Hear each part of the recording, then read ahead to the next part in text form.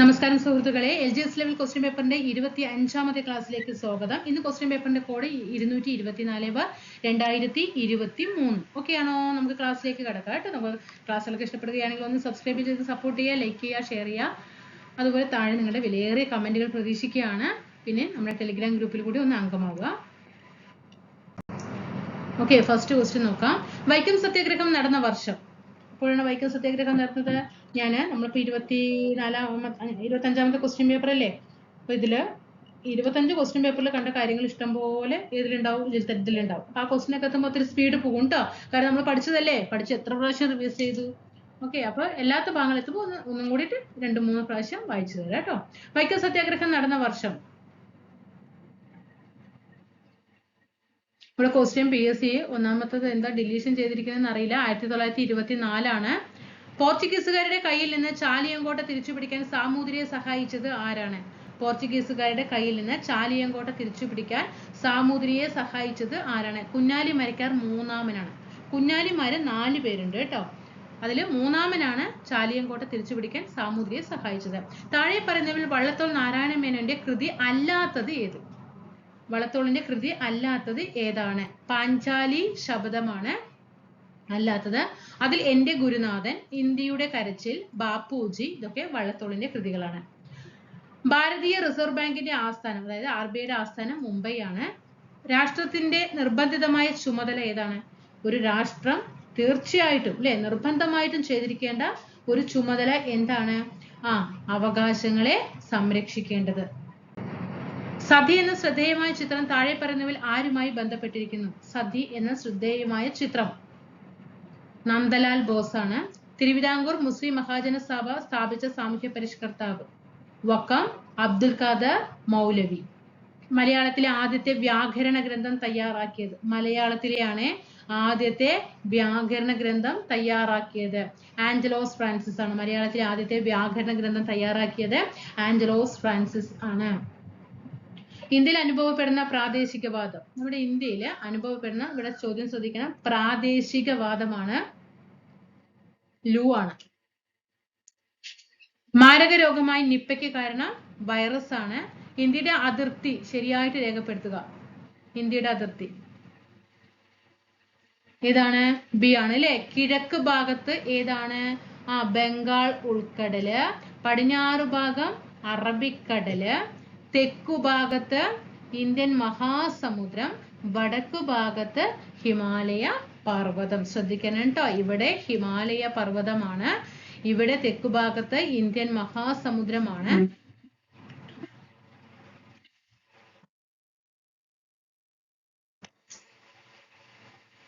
കിഴക്കു ഭാഗത്ത് ഏതാണ്?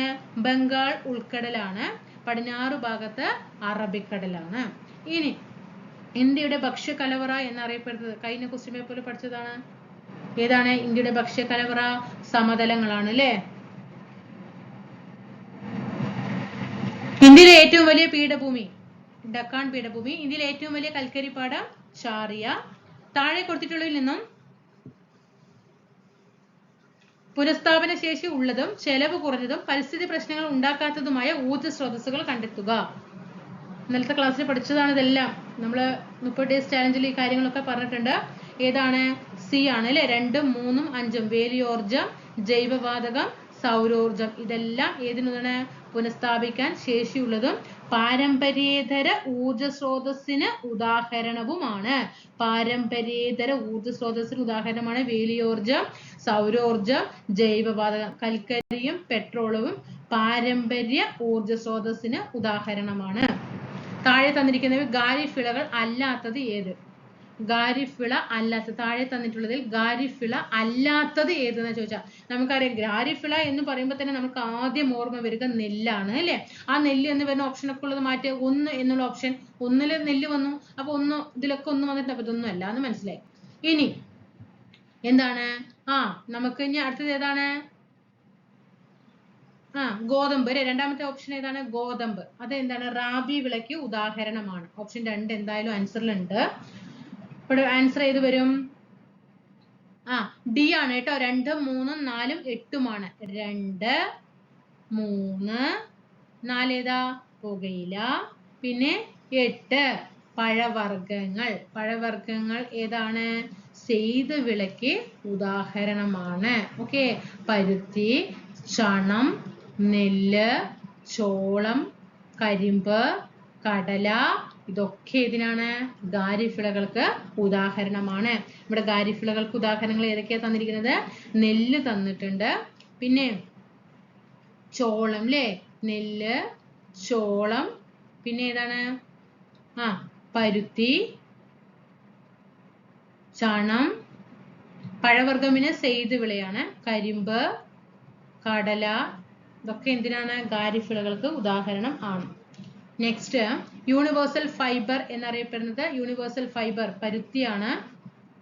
കരിമ്പ് കൃഷിയുമായി ബന്ധം ഇല്ലാത്ത പ്രസ്താവന സി ആണ്. കരിമ്പ് ഉൽപാദനത്തിൽ ഇന്ത്യക്ക് 1ാം സ്ഥാനമാണുള്ളത്. അത് തെറ്റായ പ്രസ്താവനയാണ്. ഉഷ്ണമേഖലാ വിളയായ കരിമ്പിന് ചൂടും മഴയുമുള്ള കാലാവസ്ഥയാണ് വേണ്ടത്. അപ്പൊ ഇവിടെ ഉഷ്ണമേഖലാ വിള, ഒരു പോയിന്റ് ശ്രദ്ധിക്കണേ. കരിമ്പ് കൃഷിക്ക് ഉഷ്ണമേഖലാ വിളയാണ്, ചൂടും വേണം മഴയും വേണം. കറുത്ത മണ്ണ്, എക്കൽ മണ്ണ് തുടങ്ങിയ മണ്ണിനങ്ങൾ കരിമ്പ് കൃഷിക്ക് അനുയോജ്യമാണ്. കരിമ്പ് വിളവെടുത്ത് കഴിഞ്ഞാൽ ഉടൻ തന്നെ ഫാക്ടറികളിൽ എത്തിച്ച് അതിന്റെ നീര് എടുത്തിട്ടില്ലെങ്കിൽ കരിമ്പിൽ സൂക്രോസിന്റെ അളവ് കുറയും. അപ്പൊ എപ്പോഴാണ് വിളവെടുക്കുന്നത് അപ്പൊ തന്നെ പോയിട്ട് ഫാക്ടറിയിൽ പോയിട്ട് എന്ത് ചെയ്യണം? അതിന്റെ സൂക്രോസും കൂടെ എടുക്കണം, അല്ലെങ്കിൽ അതിന്റെ പഞ്ചസാരന്റെ ആ സൂക്രോസിന്റെ അളവ് എന്ത് ചെയ്യും? കുറയും. സമത്വ സമാജം സ്ഥാപിച്ചത് വൈകുണ്ഠസ്വാമി. ചന്ദ്രയാൻ 3 വിക്ഷേപിച്ചത് 2023 ജൂലൈ മാസം 14. 2023 ജൂലൈ 14. സ്വത്തവകാശ മൗലികാവകാശങ്ങളുടെ പട്ടികയിൽ നിന്ന് നീക്കം ചെയ്ത ഭരണഘടനാ ഭേദഗതി 44.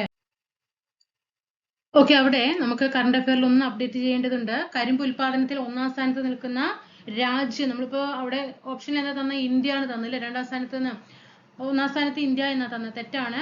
അവിടെ ബ്രസീലാണ് കരിമ്പ് ഉൽപാദനത്തിൽ 1ാം സ്ഥാനത്ത് നിൽക്കുന്ന രാജ്യം. 2ാം സ്ഥാനത്ത് ഇന്ത്യ, 3ാം സ്ഥാനത്ത് ചൈന, 4ാം സ്ഥാനത്ത് തായ്ലൻഡ് കേട്ടോ. 1ാം സ്ഥാനത്ത് ബ്രസീലാണ്, 2ാം സ്ഥാനത്ത് ഇന്ത്യ, 3ാം സ്ഥാനത്ത് ചൈന, 4ാം സ്ഥാനത്ത് തായ്ലൻഡ്.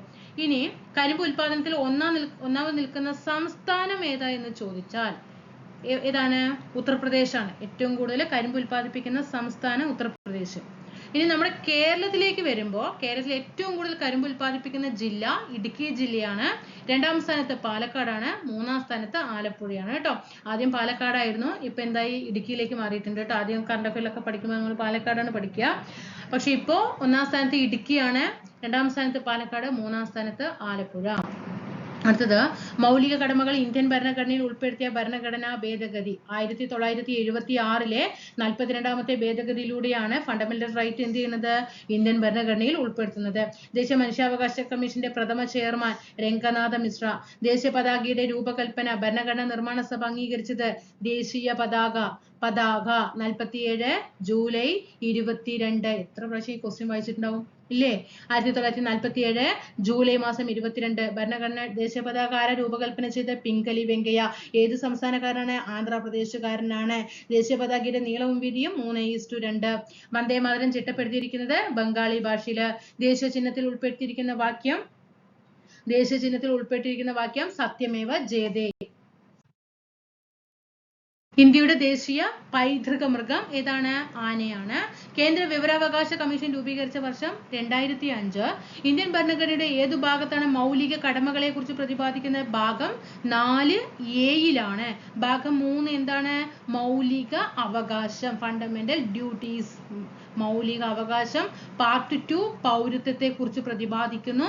ഭാഗം 4 മാർഗനിർദ്ദേശക തത്വങ്ങൾ, ഡയറക്റ്റീവ് പ്രിൻസിപ്പിളിനെ കുറിച്ച് പ്രതിപാദിക്കുന്നു. മൗലിക കടമ 4A. റിട്ടുകൾ പുറപ്പെടുവിക്കുന്നതിന് ഹൈക്കോടതിക്ക് അധികാരം നൽകുന്ന ഭരണഘടന അനുച്ഛേദം 226 ആണ്. ഹൈക്കോടതി റിട്ട് പുറപ്പെടുവിക്കുന്നത്. സുപ്രീം കോടതി റിട്ട് പുറപ്പെടുവിക്കുന്നത് ആർട്ടിക്കിൾ 32 പ്രകാരം. ഇന്ത്യൻ നാഷണൽ ആർമിയിലെ INA രൂപീകരിച്ചത് ആരാണ്? ആരാണ്? സുഭാഷ് ചന്ദ്രബോസ് ആണ്. ഇന്ത്യൻ വർത്തമാന പത്രങ്ങളെ നിയന്ത്രിക്കാൻ വേണ്ടി പ്രാദേശിക ഭാഷാ പത്ര നിയമം, വെർനാക്കുലർ പ്രസ് ആക്ട് എന്ന് പറയും, അത് നടപ്പിലാക്കിയത് ലിട്ടൺ പ്രഭുവാണ്. വിധവകൾക്ക് വിദ്യാഭ്യാസം നൽകുന്നതിനായി പണ്ഡിത രമാബായി ബോംബെയിൽ സ്ഥാപിച്ച സ്ഥാപനം ശാരദാ സദൻ. ഇന്ത്യയുടെ അഭിമാന സ്ഥാപനമായ ISRO രൂപീകൃതമായ വർഷം ISR രൂപീകൃതമായത് 1969. നമ്മുടെ ദേശീയ ഗീതമായ വന്ദേ മാതരം എടുത്തത് ഏത് കൃതിയിൽ നിന്നാണ്? ആനന്ദമഠം എന്ന കൃതിയിൽ നിന്നാണ്. ആനന്ദമഠം ഒരു നോവലാണ്. ഇതിൽ പ്രതിപാദിക്കുന്ന വിഷയം സന്യാസി കലാപമാണ്. ഇതൊക്കെ ചോദിച്ച ചോദ്യങ്ങളാണ്, അതുകൊണ്ടാണ് ഇത് റിപ്പീറ്റേഷൻ പറയുന്നത്. നീൽദർപ്പൺ എന്ന നാടകം ദീനബന്ധു മിത്രയുടേതാണ്. ദീനബന്ധു മിത്രയുടേതാണ്. ആരുടെ ജന്മദിനമാണ് നവംബർ 11 ദേശീയ വിദ്യാഭ്യാസ ദിനമായിട്ട് ആചരിക്കുന്നത്? ദേശീയ വിദ്യാഭ്യാസ ദിനമായിട്ട് ആചരിക്കുന്നത് മൗലാന അബ്ദുൽ കലാം ആസാദിന്റെ ജന്മദിനമാണ് നവംബർ 11. സംസ്ഥാന പുനഃസംഘടനാ കമ്മീഷന്റെ ഭാഗം അല്ലാത്തത് ആരാണ്? കമ്മീഷനിലെ അംഗമായിട്ടുള്ള ചെയർമാനാണ് ഫസൽ അലി, VP മേനോൻ, HN കുൻസ്രു ഒക്കെ. KM പണിക്കർ അല്ല കേട്ടോ, അല്ല സോറി VP മേനോൻ അല്ലേ, VP മേനോനാണ് അല്ലാത്തത്. സോറി തെറ്റുപറ്റിയതാണ്. VP മേനോനാണ് അല്ലാത്തത് കേട്ടോ. ഫസൽ അലി, HN കുൻസ്രു, KM പണിക്കർ ഇവരൊക്കെ പുനഃസംഘടനാ കമ്മീഷന്റെ ഭാഗം. ഇന്ത്യയിലെ ദാരിദ്ര്യത്തിന്റെയും പട്ടിണിയുടെയും കാരണങ്ങളെ കുറിച്ച് ചോർച്ചാ സിദ്ധാന്തം ആവിഷ്കരിച്ചത് ദാദാഭായ് നവറോജി. കപ്പലോട്ടിയ തമിഴൻ എന്ന പേരിൽ അറിയപ്പെടുന്നത് VO ചിദംബരം പിള്ള. കേരളത്തിലെ ഏറ്റവും വലിയ ജില്ല ഇടുക്കി. മികച്ച നടനുള്ള ദേശീയ പുരസ്കാരം ലഭിച്ച ആദ്യത്തെ മലയാള നടൻ. മികച്ച നടനുള്ള ദേശീയ പുരസ്കാരം ലഭിച്ച ആദ്യത്തെ മലയാള നടൻ ആരാണ്? PJ ആന്റണിയാണ്. PJ ആന്റണി. ഏഷ്യാഡിൽ സ്വർണം നേടിയ ആദ്യത്തെ മലയാളി വനിത. ഏഷ്യാഡിൽ സ്വർണം നേടിയ ആദ്യത്തെ മലയാളി വനിത MD വത്സമ്മയാണ്. പാത്രക്കടവ് വെള്ളച്ചാട്ടം ഏത് നദിയുടെ ഭാഗമാണ്? പാത്രക്കടവ് വെള്ളച്ചാട്ടം ഏത് നദിയുടെ ഭാഗമാണ്? കുന്തിപ്പുഴയുടെ ഭാഗമാണ്. വയനാട് ജില്ലയിൽ സ്ഥിതി ചെയ്യുന്ന എടക്കൽ ഗുഹകൾ ഏത് കാലഘട്ടത്തിന്റെ അവശേഷിപ്പുകളാണ്? നവീന ശിലായുഗത്തിന്റെ അവശേഷിപ്പാണ്. ഏറ്റവും കൂടുതൽ കണ്ടൽക്കാടുകളുള്ള ജില്ല കണ്ണൂരാണ്. സംസ്ഥാനം എടുക്കുമ്പോഴോ പശ്ചിമ ബംഗാൾ. സൈലന്റ് വാലി ദേശീയോദ്യാനമായി പ്രഖ്യാപിക്കപ്പെട്ട വർഷം 1984. ബാണാസുര സാഗർ അണക്കെട്ട് സ്ഥിതി ചെയ്യുന്ന ജില്ല വയനാട്. കേരളത്തിലെ ആദ്യത്തെ കാറ്റാടി വൈദ്യുത നിലയം. കേരളത്തിലെ ആദ്യത്തെ കാറ്റാടി വൈദ്യുത നിലയം കഞ്ചിക്കോട് കാറ്റാടിപ്പാടമാണ്. കേരളത്തിലെ ഏറ്റവും വലിയ റെയിൽവേ സ്റ്റേഷൻ ഇതാണ്, ഷൊർണൂരാണ് കേട്ടോ ഏറ്റവും വലുത്. ബ്രിട്ടീഷ് ഭരണത്തോടുള്ള എതിർപ്പ് വെണ്ണീച്ച ഭരണം എന്ന പ്രയോഗത്തിലൂടെ പ്രകടിപ്പിച്ചത് ആരാണ്? വൈകുണ്ഠസ്വാമികളാണ്. ഞങ്ങളുടെ കുട്ടികൾക്ക് പഠിക്കാൻ സൗകര്യം നൽകില്ലെങ്കിൽ കാണായ പാഠങ്ങളിലെല്ലാം മുട്ടിപ്പുല്ല് കുരിപ്പിക്കും. ആരാണ് ഈ പ്രഖ്യാപനം നടത്തിയത്? അയ്യങ്കാളിയാണ്. സവർണജാഥ ഏത് സമരവുമായി ബന്ധപ്പെട്ടിരിക്കുന്നു? സവർണജാഥ വൈക്കം സത്യാഗ്രഹവുമായി ബന്ധപ്പെട്ട് 1924 മന്നത്ത് പത്മനാഭൻ നടത്തിയത്. വേദാധികാര നിരൂപണം ആരുടെ കൃതിയാണ്? ചട്ടമ്പി സ്വാമികളുടെ കൃതിയാണ്. വേദാധികാര നിരൂപണം, പ്രാചീന മലയാളം, ആദിഭാഷ ഇതൊക്കെ ആരുടേതാണ്? ചട്ടമ്പി സ്വാമികളുടേതാണ്. താഴെ തന്നിരിക്കുന്ന കൃതികളിൽ ശ്രീനാരായണ ഗുരുവിൻ്റെത് അല്ലാത്ത കൃതി ഏത്? ജാതിക്കുമ്മി അല്ലെ? ജാതിക്കുമ്മി ആരുടേതാണ്? പണ്ഡിറ്റ് കറുപ്പന്റേതാണ്. ജാതിക്കുമ്മി പണ്ഡിറ്റ് കറുപ്പന്റെ കൃതിയാണ്. ആത്മോപദേശ ശതകം, ദൈവദശകം, ദർശനമാല ഇതെല്ലാം ശ്രീനാരായണ ഗുരുവിന്റെ കൃതികളാണ്. പ്രൈമറി വിദ്യാഭ്യാസം സൗജന്യമാക്കി ഉത്തരവ് പുറപ്പെടുവിച്ച തിരുവിതാംകൂർ ഭരണാധികാരി ആര്? പ്രൈമറി പാർവതിബായ്, ഗൗരി പാർവതിബായ്. പഴശ്ശിരാജാവിന്റെ ജീവിതം ഇതിവൃത്തമാക്കിയ നോവലാണ് കേരള സിംഹം. ഇത് രചിച്ചത് ആരാണ്? പഴശ്ശിരാജാവിന്റെ ജീവിതം ഇതിവൃത്തമാക്കിയ നോവലാണ് കേരള സിംഹം. ഇത് രചിച്ചത് ആരാണ്? സർദാർ KM പണിക്കർ. 1916 മലബാർ ജില്ലാ കോൺഗ്രസിന്റെ ആദ്യത്തെ സമ്മേളനം പാലക്കാട് വെച്ച് നടന്നു. ആരുടെ അധ്യക്ഷതയിലാണ് 1916 മലബാർ ജില്ലാ കോൺഗ്രസിന്റെ ആദ്യ സമ്മേളനം നടന്നത്? അതിന്റെ അധ്യക്ഷൻ ആരായിരുന്നു? ആനി ബസന്റ് ആയിരുന്നു. പ്രത്യക്ഷ രക്ഷാ ദൈവസഭയുടെ രൂപീകരണത്തിന് നേതൃത്വം നൽകിയത് കുമാര ഗുരുദേവൻ അല്ലെങ്കിൽ പൊയ്കയിൽ അപ്പച്ചൻ എന്നും ചോദ്യം വരും കേട്ടോ. പൊയ്കയിൽ അപ്പച്ചൻ. ഇന്ത്യൻ നാഷണൽ കോൺഗ്രസിന്റെ അധ്യക്ഷ പദവിയിലിരുന്ന ഒരേ ഒരു മലയാളി ചേറ്റൂർ ശങ്കരൻ നായർ. മസ്തിഷ്കത്തെ പൊതിഞ്ഞ് സംരക്ഷിക്കുന്ന ആവരണം. മസ്തിഷ്കത്തെ മെനിഞ്ചസ് ആണ്. മസ്തിഷ്കത്തെ പൊതിഞ്ഞ് സൂക്ഷിക്കുന്ന ആവരണം മെനിഞ്ചസ് ആണ്. ഹൃദയത്തെ പൊതിഞ്ഞ് സംരക്ഷിക്കുന്ന ആവരണമാണ് പെരികാർഡിയം. ശ്വാസകോശത്തെ പൊതിഞ്ഞ് സംരക്ഷിക്കുന്നതാണ് ഫ്ലോറ. ഒരു ബാക്ടീരിയ രോഗം അല്ലാത്തത് ഏതാണ്? എലിപ്പനി നമുക്കറിയാം ബാക്ടീരിയ രോഗമാണ്. പിന്നെ ഏതാണ് ഇവിടെ ആൻസർ വരിക? D ആണ് അല്ലെ? ഹെപ്പറ്റൈറ്റിസ് ആണ്. ഹെപ്പറ്റൈറ്റിസ് എന്താണ്? ബാക്ടീരിയ രോഗമല്ല. ഉദാഹരണം എലിപ്പനി, ക്ഷയം, ഡിഫ്തീരിയ, കോറിനി ബാക്ടീരിയം ഡിഫ്തീരി അല്ലെ? കോറിനി ബാക്ടീരിയം ഡിഫ്തീരിയെ ഏതാണ്? ഡിഫ്തീരിയയ്ക്ക് കാരണമായ ബാക്ടീരിയ ആണ്. അയഡിന്റെ അഭാവത്തിൽ തൈറോക്സിന്റെ ഉൽപാദനം തടസ്സപ്പെടും. തൈറോക്സിൻ ഉൽപ്പാദിപ്പിക്കാനുള്ള ഒരു ശ്രമം എന്ന നിലയിൽ തൈറോയ്ഡ് ഗ്രന്ഥി അമിതമായിട്ട് വളരും. ഈ അവസ്ഥയെ പറയുന്ന പേര്? അതായത് അയഡിന്റെ കുറവ് കൊണ്ട് എന്ത് ചെയ്യും? തൈറോക്സിന്റെ ഉൽപാദനം തടസ്സപ്പെടും. ആ തൈറോക്സിൻ ഉൽപ്പാദിപ്പിക്കാനുള്ള ഒരു ശ്രമം എന്ന നിലയിൽ തൈറോയ്ഡ് ഗ്രന്ഥി അമിതമായിട്ട് വളരും. ആ അവസ്ഥയെ പറയുന്ന പേര് ഗോയിറ്റർ ആണ്. കൈക്കുഴ, കാൽക്കുഴ എന്നീ ശരീരഭാഗങ്ങളിൽ കാണപ്പെടുന്ന അസ്ഥിസന്ധി ഏതാണ്? തെന്നി നീങ്ങുന്ന സന്ധി. കേരളത്തിൽ ശിശു മാതൃമരണ നിരക്കുകൾ കുറയ്ക്കുന്നതിന്റെ ഭാഗമായി നവജാത ശിശുക്കളിൽ നടത്തിവരുന്ന comprehensive newborn screening programme ഏത് പേരിലാണ് അറിയപ്പെടുന്നത്? കുട്ടികൾക്ക് എന്ന് പറയുമ്പോൾ തന്നെ, ശിശു മാതൃമരണ നിരക്ക് എന്ന് പറയുമ്പോൾ തന്നെ ശ്രദ്ധിക്കണം, ശലഭം പദ്ധതിയാണ്. പാരിസ്ഥിതിക ആരോഗ്യ പ്രശ്നങ്ങൾ പ്രതിപാദിക്കുന്ന റേച്ചൽ കേഴ്സന്റെ പുസ്തകം, റേച്ചൽ കേഴ്സന്റെ നിശബ്ദ വസന്തം. ഏതാണ് വിഷയം? DDT അല്ലെ? സൈലന്റ് വാലിയിലൂടെ ഒഴുകുന്ന പുഴ കുന്തിപ്പുഴ. കേന്ദ്ര തോട്ടവിള ഗവേഷണ കേന്ദ്രം 25 ക്വസ്റ്റ്യൻ പേപ്പർ ഉണ്ടാവും അല്ലെ? കാസർഗോഡ്. 2021 ലോക പരിസ്ഥിതി ദിനത്തിന്റെ മുദ്രാവാക്യം 2021-ലെത്തിയാണ്. ഇത് എന്ത് ചെയ്യാ? ഇത് വേണ്ട, ഇത് പഠിക്കണ്ട. ഞാൻ കഴിഞ്ഞ ക്ലാസ്സിൽ എന്ത് ചെയ്തിട്ടുണ്ട്? കഴിഞ്ഞ ക്വസ്റ്റ്യൻ പേപ്പർ ഒക്കെ എടുക്കുന്ന സമയത്തും അതുപോലെ നമ്മുടെ പുതിയ ആ സീരീസിലൊക്കെ എന്ത് ചെയ്തിട്ടുണ്ട്? നമ്മൾ പറഞ്ഞതെന്ന് റിപ്പീറ്റേഷൻ ചെയ്യേണ്ട ആവശ്യമില്ലല്ലോ. ജൂൺ 5 പരിസ്ഥിതി ദിനത്തിന്റെ തീമുകൾ പറഞ്ഞിട്ടുണ്ട് കേട്ടോ. ഉപ്പിന്റെ അംശമുള്ള സ്ഥലങ്ങളിൽ കൃഷി ചെയ്യുന്ന അത്യുൽപാദന ശേഷിയുള്ള ഒരു നെല്ലിനം. ഉപ്പിന്റെ അംശമുള്ള സ്ഥലങ്ങളിൽ.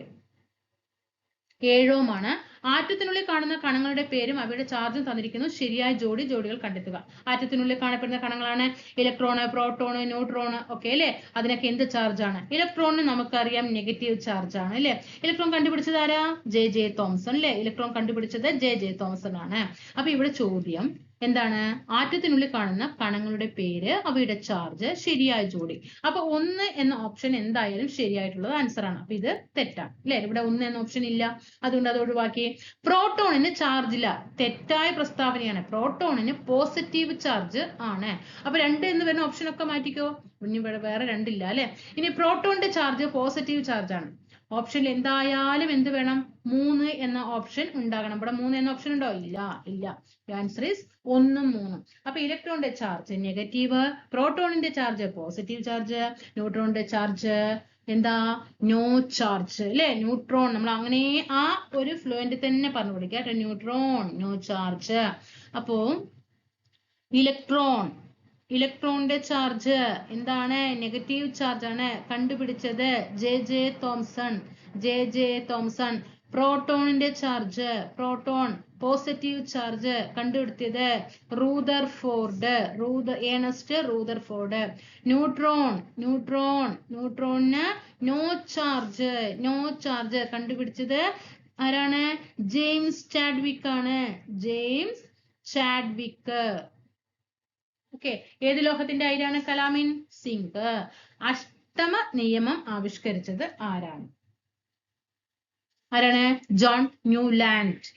ന്യൂലാൻഡ്. ജലത്തിന്റെ ഘടകമൂലകങ്ങൾ ഹൈഡ്രജനും ഓക്സിജനുമാണ് അല്ലെ? H2O അങ്ങനെയല്ലേ നമ്മൾ എഴുതുക? രാസസൂത്രം, ജലത്തിന്റെ രാസസൂത്രം എങ്ങനെ എഴുതുക? H2O, ഡ്യൂട്ടീരിയം ഡൈ ഓക്സൈഡ് അല്ലെ? ഘനജലത്തിന്റെ എന്താണ്? ഡ്യൂട്ടീരിയം ഡൈ ഓക്സൈഡ് പറയില്ലേ? ഹൈഡ്രജൻ എന്താ? H2O, ഹൈഡ്രജനും ഓക്സിജനും. തെർമോപ്ലാസ്റ്റിക്കിന് ഉദാഹരണം PVC ആണ് കേട്ടോ. തെർമോപ്ലാസ്റ്റിക്കിന് ഉദാഹരണമാണ് PVC. എങ്കിൽ ഇതെല്ലാം തെർമോസെറ്റിംഗ് പ്ലാസ്റ്റിക്കിന് ഉദാഹരണമാണ്. തെർമോസെറ്റിംഗ് പ്ലാസ്റ്റിക്കിന് ഉദാഹരണമാണ് ബേക്കലൈറ്റ്, പോളിസ്റ്റർ, മെലാമിൻ, ഫോർമാൽഡിഹൈഡ് കേട്ടോ. പഠിച്ചു വെക്കണേ, ചോദ്യങ്ങൾ എപ്പോഴും വരുന്ന ഒരു ഏരിയയാണ്. ഇനി ഒരു ഇൻക്യുബേറ്ററിൽ മുട്ട വിരിയുന്നത് ഏത് താപപ്രസരണത്തിനുള്ള ഉദാഹരണമാണ്? ഇൻക്യുബേറ്ററിൽ മുട്ട വിരിയുന്നത് ഏത് താപപ്രസരണത്തിനുള്ള ഉദാഹരണം ആണ്? വികിരണമാണ്. നമ്മൾ നേരത്തെ വികിരണത്തിൽ വേറെ പറഞ്ഞു, കടൽക്കാറ്റിന് കാരണം അത് പഠിച്ചു അല്ലെ? സമതല ദർപ്പണത്തിൽ രൂപപ്പെടുന്ന പ്രതിബിംബത്തിന്റെ സവിശേഷത അല്ലാത്തത് ഏത്?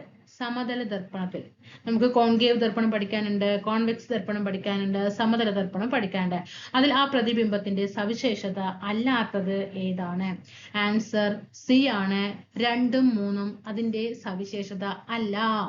വസ്തുവിന്റെ വലിപ്പം തന്നെ ആയിരിക്കും പ്രതിബിംബത്തിനും. ഏതാണ്?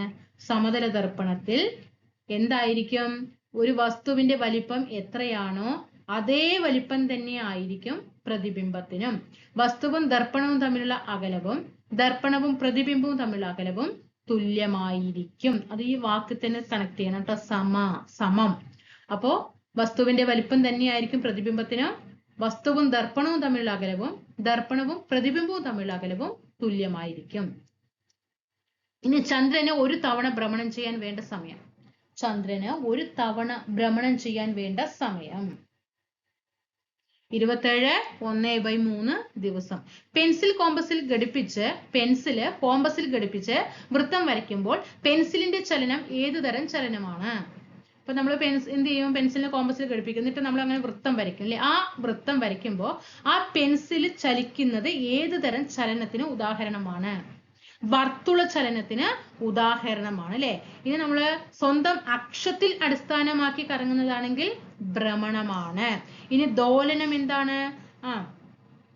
എന്താ പറയാ, ക്ലോക്കിലെ പെൻഡുലത്തിന്റെ ചലനം അല്ലെ? ക്ലോക്കിലെ സൂചിയിലെ നമ്മളിങ്ങനെ അങ്ങോട്ടും ഇങ്ങോട്ടും കണ്ടിട്ടില്ലേ? ആ ക്ലോക്കിലെ സൂചിയുടെ ചലനം ഏതാണ്? ദോലനത്തിന് ഉദാഹരണമാണ്. ഏറ്റവും കൂടുതൽ ഊർജമുള്ള വെള്ളത്തിന്റെ അവസ്ഥ ഏതായിരിക്കും? ഏറ്റവും കൂടുതൽ ഊർജമുള്ള വെള്ളത്തിന്റെ അവസ്ഥ ഏതായിരിക്കും? നീരാവി ആയിരിക്കും. താങ്ക് യു സുഹൃത്തുക്കളെ. ക്ലാസ് നന്നായിട്ട് പഠിക്കുക. അറിയാത്ത ക്വസ്റ്റ്യൻസ് നന്നായിട്ട് എഴുതി വെച്ച് വിലയിരുത്തുക. ഒരുപാട് പ്രാവശ്യം റിവിഷൻ ചെയ്യുക കേട്ടോ. അടുത്ത ക്ലാസ്സിൽ കാണാം. Thank you.